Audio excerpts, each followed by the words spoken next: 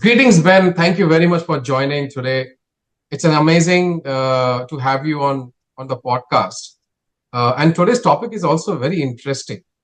One of the things which we have been hearing across the sort of globe is, and more importantly now on our digital platforms, right from X to LinkedIn to everywhere, is how sort of data has been stolen from many organizations. And I don't think there is an organization where the attack has not happened. I think there are two types of organization I've always felt. One, they yet to know that they have been attacked, and people who know that they have been attacked. So I think there's no other organization. So I think I must tell you the around the security side, there's a lot of discussion happening around the data privacy and security. A lot of discussions happening. It's not only from the organization perspective, but I know governments have become very active on that side as well. But having you from Okta perspective, why don't you take 30 seconds, just introduce yourself, Ben, and Okta as well, and we begin from there. Fantastic. Thanks for the time today. Just a very quick introduction. So Ben Goodman, I have the pleasure of leading Okta's business for APJ based out of Singapore. Okta, as you know, is the world's identity company. Our focus is really helping organizations to harness the power of identity to safely use any technology and enable anyone to safely use any technology. Our heritage has really been helping organizations move to the cloud some 15 years ago when we started, but now very much focused on helping organizations really leverage identity for growth, productivity, and as you stated earlier, most importantly, security and protecting their most valuable assets, their customers and their employees. So I think it's really topical today, the discussion points that you raised around the role of identity in the future of many companies. Absolutely, Ben. And I think the maximum number of threat happens because the identity gets stolen. I mean, if you look at it, that's the core issue as well. Ben, I think let's talk about a little bit the business side, and I'll just set a context for you. What we think largely, whether it's socially or economically or sort of in organizations, most of the organizations are moving towards digitization or a digital perspective. Somewhere, this word called tech has been sort of, used a lot, fintechs, health tech, ed tech. This line has been blurring between organizations being organizations or they are technology organizations. Everything is now pivoting towards just technology side. You are heading APAC. I'm sure you're seeing the world more than I'm seeing today. How are you seeing the businesses changing? Is it really becoming more tech oriented, not becoming tech oriented? What's happening at your viewpoint? Yes, I think every company is intrinsically a technology company. It just depends what service or product they're bringing to market. And so kind of tapping onto that theme there, a fintech is how do I democratize financial services capabilities to make them more generally available to the masses? If you start to think about why did fintech exist, it's because traditional financial platforms weren't that easy to access for everyone. Think about the population of India, Indonesia, mass population markets. Fintech was born to democratize capability. And the enabler to that was mobile technology. If you start to think about that, the creation of a digital identity was the enabler in people being able to gain access to products and technologies they didn't have previously. Can be health tech, can be retail tech. Ultimately, this tech revolution is just around democratizing services and capabilities and products to more people and giving them access. And it's really had a huge impact on society in terms of increasing education. The number of people that can get skilled up in remote cities and remote markets today is much more prevalent than it was 10 years ago. So I think that evolution of what I call the democratization of capability and products to everyone, empowered primarily by mobile technology, but more importantly, having an identity that enables them to do that has really underpinned this transformation. And we see this everywhere across the globe, everywhere across APJ, but probably most critically in India as the revolution's taken over the last couple of years. Absolutely, Ben. And we are seeing more in India today. I think some of the India stack, which has become very popular globally, is our UPI framework, the payments framework, if you Yes. know, right? That's based on Aadhaar, and Aadhaar is a social security, which is equivalent to a social security in US. So, and this is a digital identity, right? Now, my question to you is, while the organizations are changing technical and the technologies adoptions are happening, the complexity of technology is increasing. I mean, some of the organizations are saying we have sort of an automation of shop floor happening. Some banks are saying that they are more of a technology company than actually a financial institute. Retailers are looking at adopting, Internet of Things. Now we are talking quantum and cryptocurrencies and etc. So what's happening is it is becoming complex environment, and all of this is happening on a cloud. I won't say everything is moving on a cloud, but I think there's a hybrid architecture which is being built across, right? Now, when the complexity comes, how do I manage security? And how do I manage cyber security? And how do I manage access to the people? I want to enable my organization. Don't take me wrong. I don't want to sort of stop people not to access digital assets and applications and don't perform. But at the same time, I'm worried as an organization head. What do I do? Where do I sit? What's your sort of thought process there? Look, that's a really topical subject right now. And I think what you've tapped into there is the fact that it's not necessarily becoming more complex, but I'd say the capability is becoming much more diverse. And if you think about what's been a limiting factor previously, it's been the fact that for an individual or an organization to access all these platforms, all these capabilities, required them to have lots of different credentials, lots of different logins. And that made it very easy for, number one, threat actors to take over those credentials because people have lots of shared passwords and those traditional challenges. It also made it hard for organizations to deliver a consistent customer experience because it was hard to build a single customer view. So if you start to flash forward to a world where we separate the credential, the verifiable capability for an individual from the platform, now we actually start to remove some of that complexity. Because if you start to think about what an organization does, an organization produces a product or a capability or a service to deliver out to a consumer or an employee.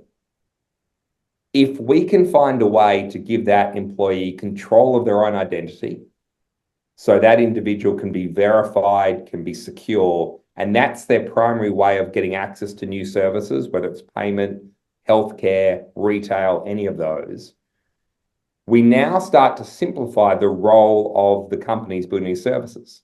They're no longer worried around user verification and those really complex capabilities. They're now leveraging organizations building identity standards to help consumers connect. So we start to think about what does Okta do in support of this, and we start to look at terminologies like verifiable credentials, passwordless customer identity. These are all about helping organizations simplify the way they validate someone is who they are so they can more rapidly deploy services. And I think that is why identity is such a critical part of this transformation, is because it's removing that complexity from the companies who are trying to build products and actually frees them up to go and do the thing their company is designed to do, which is build innovative services. And so Okta and also our Okta Ventures, which is our private equity investment arm, is really focused on building both the capabilities and the ecosystem to help organizations adopt these. And we see great example of these across the globe. We've recently worked with companies in Singapore like Accredify, in Indonesia like Privy, who are helping to build these verifiable credentials that are really there to simplify the lives of organizations looking to deliver new products. Yeah, and when AI is coming into picture, and now we are looking at visual AIs are also playing an important role. Security is the first thing getting compromised. People can, even the voice can be now replicated, even the videos can be made, so fake videos can come in existence. So, identity will become the core, I think, for anybody to move forward. But when you said we are simplifying, I want to double click on that simplification, what you talked about. And I agree with you that, while we are taking the identity separate to access the rest of the world, but then what are the challenges executives will be facing today, right? There has been a single sign-on for quite some time. Frankly speaking, but then this single sign-on was not as seamless as people thought about, right? So, how are you solving sort of such problems? What are those problems and pain points we have today? If we can go a little deeper on that discussion. Absolutely. So I think if we come back to the core of what most executives are focused on and concerned about, it's what I'd say is compromised credentials, where a user's access capability has been stolen by someone else and they've potentially got access to internal systems or maybe even loyalty programs that effectively compromises the company. So if we start to think that, yes, single sign-on was a method of getting access to lots of applications, but it was actually the evolution of multi-factor authentication, now evolving to passwordless. I think any organization really looking to drive confidence in security needs to be looking at passwordless as an enabling to phishing resistance. Because you mentioned earlier, what's the biggest threat with AI? Biggest threat with AI is they're producing emails and SMSs and videos that look genuine. And it's very hard for people to tell whether it's legitimate. You start to think about parts of the community who might be more susceptible to it, so scams to some of the elderly potentially. The biggest thing organizations can do to protect is actually the adoption of passwordless. Because what passwordless does is it stops people being accidentally compromised by having their password stolen. It links, for example, the device that they're using to being the control for their identity. So whether it's a Face ID or pass keys or those kind of technology trends, that adoption of passwordless as an enabling to phishing resistance is probably the most impactful thing that organizations can do, both to protect their employees, but also their customers. Because we have to remember that all organizations have an ID for every person that works for them, every customer that engages with their brand, every business-to-business partnership. And that evolution of removing the password and looking for other methods of authentication, like biometrics and those kind of capabilities, are probably the key enabler to reducing risk. Okta itself is a 100% passwordless organization. In our company, you cannot authenticate in anything that's not a biometric. That raises the security capability in our organization quite dramatically. And we've actually published a lot of insight on this around what we call the Okta Secure Identity Commitment, which is actually our capability and methodology to market for how we're securing ourselves and how organizations can learn from Okta's deployment on Okta to better harden and better secure their environments. But the first step of that was passwordless. And I'd say that is the biggest step organizations can take. Oh, excellent. I'm sure, Ben, you would have many success stories at your end. Can you give some examples where organizations have used Okta and gone passwordless and still think that they are very efficient today? Absolutely. So I think when you think of organizations that have the largest impact, and what I'll talk about is an example out of Australia, Service New South Wales. People will know that during the pandemic, the governments had to quickly mobilise to deliver digital services, to get access to vaccinations, healthcare, renewal services. Okta and Service Australia partnered together to rapidly deploy a digital service with a secure and protected customer identity. The intention of this was twofold: make it really easy for people to onboard into government services to access them quickly. And number two, put the right security and protection in place to instill confidence in people to keep using government services. Because ultimately, it's those kind of transformations that drive people to want to get rid of the password. If you engage with a government service or a financial service and they're driving you to adopt passwordless in their services, and ultimately it makes you more secure, and very often it's a more seamless process. Think of the difference for you as a consumer logging into a service with the password versus Face ID on your iPhone. Face ID or passwordless with Face ID is a more secure experience. It's also a much more enjoyable experience because as a user, you have to do less to log into the platform. So that's one example of a government working with Okta to quickly mobilize capability and really deliver innovative services that are more secure and a more seamless experience out to the population of New South Wales. There's countless other examples we have across the globe of organizations who are really adopting similar approaches. But that to me is the one that really resonates because it doesn't just talk about the capability, but also the time it took for the government to respond was much, much faster because the controls they could put in place enabled them to move quickly. So, brilliant example, Ben. if I take this example and little bit fast forward, see, every day there are thousands of applications being launched today. Every day, some sort of a platforms are coming into age now. And I'm hearing recently there's a sort of a quantum world is becoming more and more active today going forward, right? I mean, quantum internet, quantum entanglements, a lot of people are talking. Collaboration with the ecosystem is a must at Okta level, right? And I'm sure you understand the importance of that as we speak. How crucial it is for you to collaborate with the players in the industry today? How are you doing it? Where are you today? And what's the future looks like? Absolutely. So you tapped on to probably the most important thing around the identity industry. At Okta, we talk about neutrality, which is how do we connect any person with any technology they need to use to be successful. And the core of that is collaboration. The Okta integration network today is over 7,000 integrations strong. These are organizations that we're collaborating with to build industry standards, simplify onboarding and offboarding processes. And we continue to evolve this every day, every week, every month, because ultimately what organizations want to know is, as I adopt an identity strategy, does that enable me to more rapidly onboard new technologies to really drive up productivity and innovation, whilst not compromising my basic security policies that may come by adopting technology too quickly? So at the core of what we do is integration, collaboration, certifications.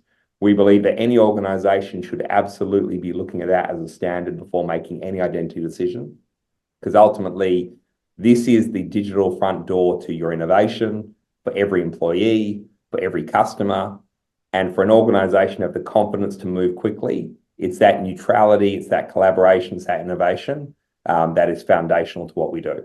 And so for any organization looking at that, I'd highly recommend looking at the Okta Integration Network and just understanding the rich ecosystem that we have today to support you. Oh, excellent, Ben. And without this integration network, Okta would be sort of becoming little difficult for people to understand how we can use it in their environment, because their environment is changing rapidly. Now, why the environment is changing rapidly, Ben, one of the questions which comes into a quick mind is you are explaining to the executives, but executives need to answer to the board. And for them to elevate sort of an identity or a cyber security issues to the board level is a challenge, because some point of time board do understand security is important, cyber security is important, but frankly speaking, board doesn't understand the mechanics of it or operationality of it, right? How would you suggest the executives to elevate the discussion to the board level so that they don't face problem while execution happens? No, I think it's a great question. And what I'd say is, I think over the last 2 years, with all of the global breaches across various markets, the conversation around identity, risk, and governance has definitely become more pervasive in the board. We're seeing more and more executives come to us and garner insights that they can present to the board to really quantify the challenge. Now, I think that's the piece. It's not that the board's not interested, but to the point, they don't necessarily have the understanding of what it means. And so where we see executives having really robust and powerful conversations with the board around risk and identity comes down to boards recognizing that identity becomes the brand of your company. If you're a company whose primary channel for engaging your customers is through a digital identity or digital portal, that portal or those identities being compromised drives down your brand massively. We see lots of people churn away from brands because of exposure. And so ultimately, when you start to talk to your board about the power of identity, the question is, how many identities do you have under management that represent your brand? If every customer of yours is engaging with you digitally, every time you make that experience easier for them, more secure, that is a chance to really drive brand loyalty, brand cross-sell, and expansion. But every time your brand is digitally compromised, whether it's one credential that's stolen or a mass credential stuffing attack, that can literally be the difference between your brand surviving versus dying. And so I think it's that level of communication with the board where identity is now your company's brand. Doesn't matter whether you sell shoes, cement, education services, healthcare services. What people will remember was, were your details compromised? And what did that Oh, do? oh, absolutely, Ben. And I'm telling you, I'm going to use this somewhere, with your permission, right?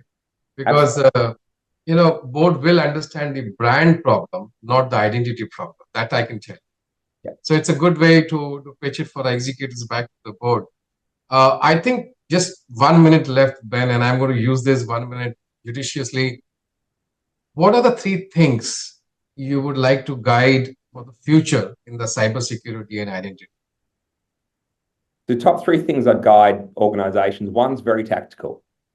Passwordless, and specifically phishing-resistant passwordless, now needs to become a baseline for every organization. If you want to protect your staff, you want to protect your customers, there is no one tactic that you can do more effectively than adopting passwordless across the board. And many organizations face the cultural barrier of people not being comfortable giving up the password.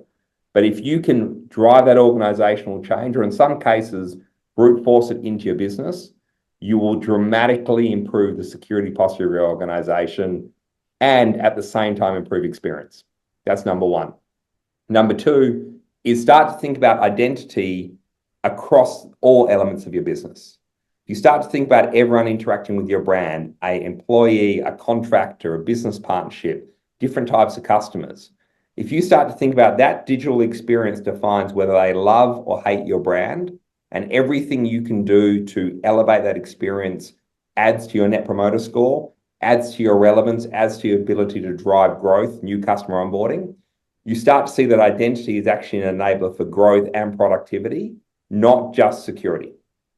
The third piece is that when you start to think about the security element of what identity can do, many organizations have now come to the realization that you can secure the perimeter as much as you want, but if you don't secure your identity, if you don't protect the people who are inside your business from being compromised from the threat actors, a lot of those protections for the perimeter are useless. So identity is becoming the core of security. Okta is personally leading the way with our Okta Secure Identity Commitment, and we hope organizations will follow the strategies that we're building to help harden their own systems. So passwordless, focus on identity being an enabler to your brand growth, and focus on identity being a core of security. Those three tactics in organizations will have such a large impact, and it will simplify the conversation you have to have with the board to garner investment and really drive the kind of transformation people need. Perfect, Ben. Can't be better articulated.